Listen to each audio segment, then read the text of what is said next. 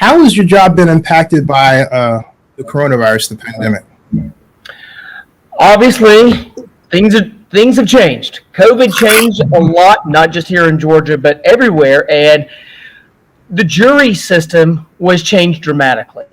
Up until a few months ago, Zinni, there was actually a prohibition in Georgia from the Georgia Supreme Court that we were not allowed to conduct jury trials. That's one of the main things I do is jury trials. So I was not able to conduct those. That didn't mean we didn't have court. That didn't mean the court wasn't open. We did open the courthouse. We opened it just differently. We handled our cases differently, and we handled everything up until the jury trial process. So that meant that anything pre-jury trial we could still handle. If somebody had motions, we can still handle that.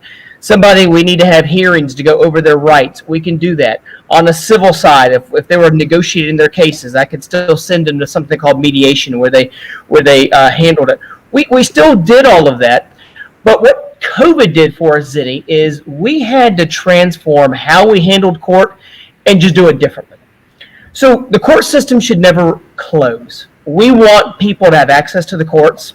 If they're sitting in jail, we don't want the fact that the court system, we can't have jury trials, slow things down and people are sitting in jail when they shouldn't be.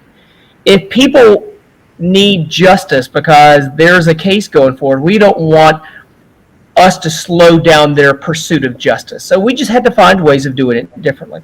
One way we did it differently, Zinni, was my normal calendars that I would have called 2 years ago, I might have had 50 to 100 cases on the calendar. Well, when you have a courtroom that sits 50 to 100 and we're trying to social distance, that doesn't work. So what we had to do there is we had to spread cases out throughout the day. So yesterday I handled a calendar where instead of calling in 100 cases at 8:30, I called in 20 at 8:30, 20 at 9:30, 20 at 10:30, 20 at 11:30, et cetera, et cetera, et cetera. And we just spread everybody out.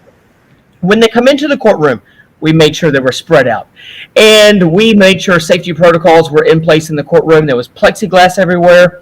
When coming into the courtroom, it was required that people wear their face mask.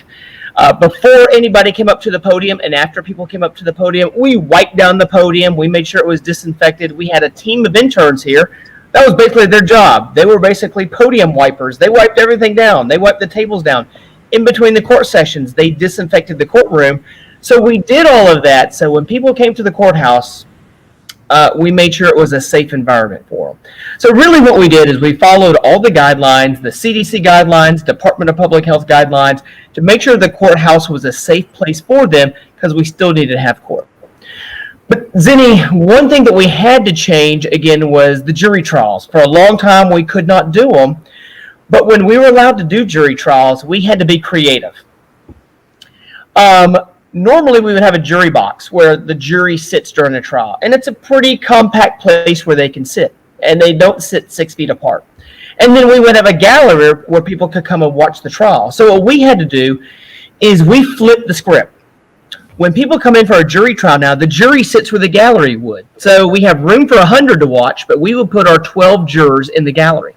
The observers would sit in the jury box. We would spread them out.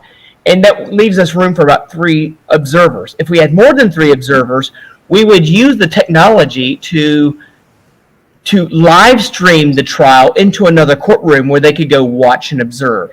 So we could have the jury trial, we could maintain the distance and still have the trial here, but the observers would observe the court session in the courtroom.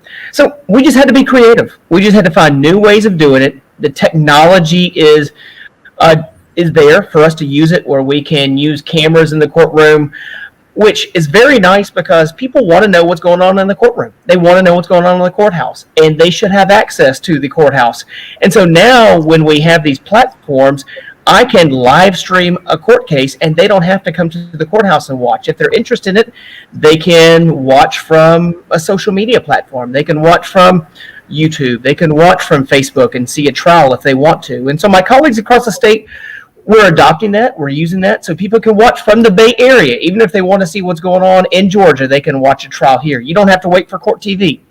You don't have to wait to see if it's going to make the local news. You can watch it if that judge is streaming it, via Facebook, YouTube, or whatever social media platform they're choosing to do. So we're slowly getting back to normal here, Zinni, but I'm still going to adopt some of the changes we made, because you go back and you look at it and you think, all right, that's a better way of doing it. I would have never thought about it had we not gone through the pandemic, but we're going to keep some of those changes we've made for the future.